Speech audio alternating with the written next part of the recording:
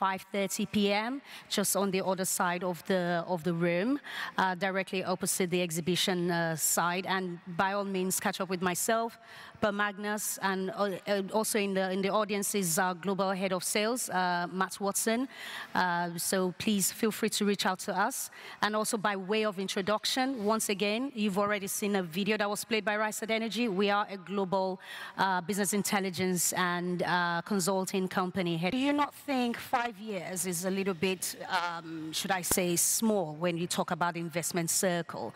If we start looking at the financing space, quite a number of European companies are reducing their investment. And of course, you have African companies that are looking to increase that. So you speak of investment cycle. Is there space to look into a possibility of broadening that? There will be stranded discoveries in Africa that will not be developed in our 1.9 scenario. On the investment side, I think that there is very good return on the project that is going to happen, because it's a kind of high grading of the project. So those projects that is going to be kicked off over the next 5 years, they are very profitable, and you will see investments happening and finance happening on those projects. And then we come further out after 2030. Then I think if we are living our 1.9 scenario, we will see that investments will fall. The last investors will probably be Asian investors, and you see that already happening because many Western banks is pulling completely out of oil and gas. But the Asian investors will stick and ensure that this first cycle will happen. What happens after 2030 is more uncertain. If we are wrong on oil demand and that will increase, then we will see investments also in the 2030s. Excellent. But when you speak of the Asian banks, some of them are not so also interested in investing.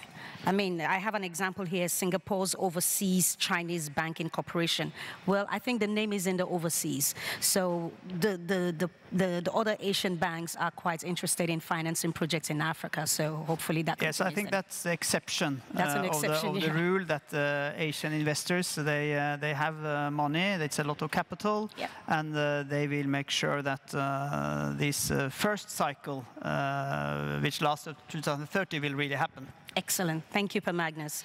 Now, I mean, gas is quite known and seen as the agreed cleaner version of the fossil fuel, as we have the oil and we have the coal and so on and so forth. And it's seen as a transition fuel in Africa. And operators are looking into multiple gas developments. And governments are also working on gas initiatives, like Nigeria has the 10-year, the decade of the gas projects going on. So how is Africa placed in comparison with the likes of United States and giants of LNG like Qatar, for example?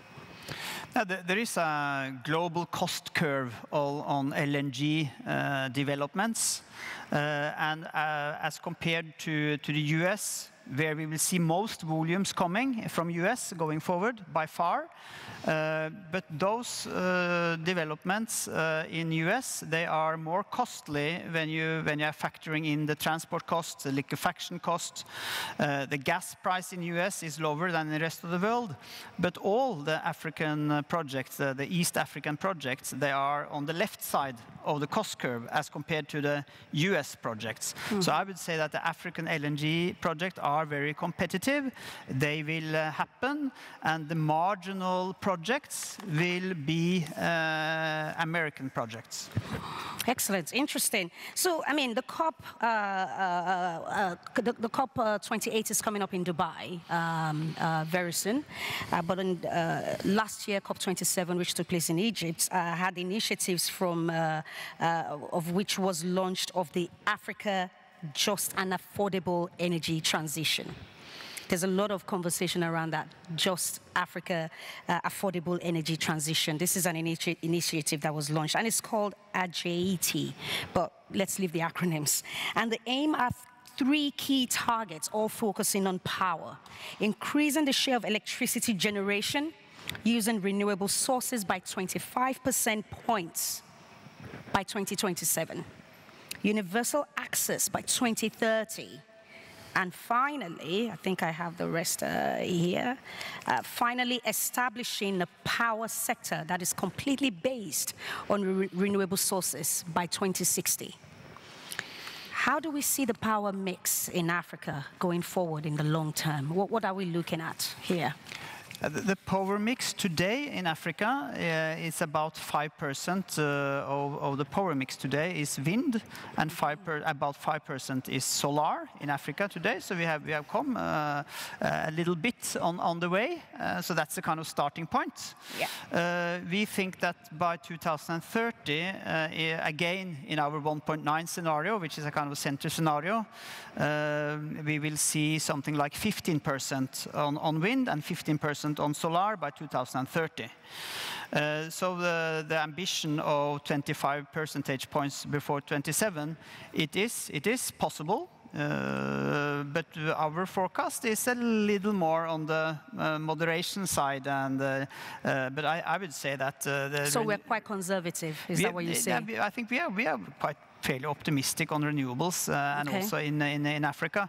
Okay. But this particular ambition of the 27, it is very aggressive and very optimistic. But things are happening quite fast now, and the ball is really rolling for renewables. Especially, I would say Egypt, Morocco is the leading countries, but also South Africa. It's happening because of the power situation in the country. Renewables is a part of the solution.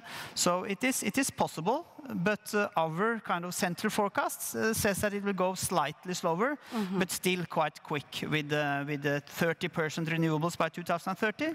It is a fairly progressive projection, yes. Fantastic. One more thing that I want to touch upon is the hydrogen project from Namibia. I mean, Namibia is, everyone's talking about Namibia. It's like the belle of the ball. They've had all sort of recent interesting discoveries recently. The Venus, the Graphs, the Yonkers, the Laronas, and of course, that on the side, hydrocarbon, molecule and electrons can coexist side by side. What are we looking at in that side in terms of hydrogen projects, especially for countries like Namibia? Would this be able to then propel a power generation, or the nice power mix, but of course power generation and power supply to the southern side? We know that in Mali, there's a village in Mali that purely exists with the power supplies purely by hydrogen, which was discovered, I don't want to say by mistake, but of course that happened. So what are we looking at when we have countries like that are developing their hydrogen space? Yeah, hydrogen is going to happen in the longer term. So if you look several decades out in time, we will see Africa as a very important exporter of hydrogen to the rest of the world, especially maybe to Europe, because US will have a lot of hydrogen themselves, and to Asia. But we are talking about several decades.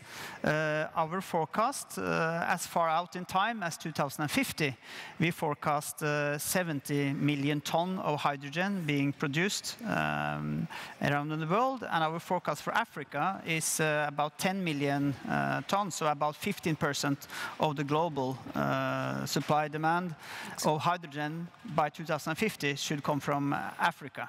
And the reason why Africa is very competitive is on the green hydrogen is that there is both very strong, good conditions for both wind and solar. And wind and solar are a little complementary to each other, so you can produce hydrogen almost all the time. Especially, I would say, in Morocco, the conditions are very positive, and also in Namibia, because you both have very good solar power potential and wind potential in Namibia. All right, thank you very much. So I would like to encourage everyone to please catch up with us. Reach out to us if you have more questions on the State of Africa outlook.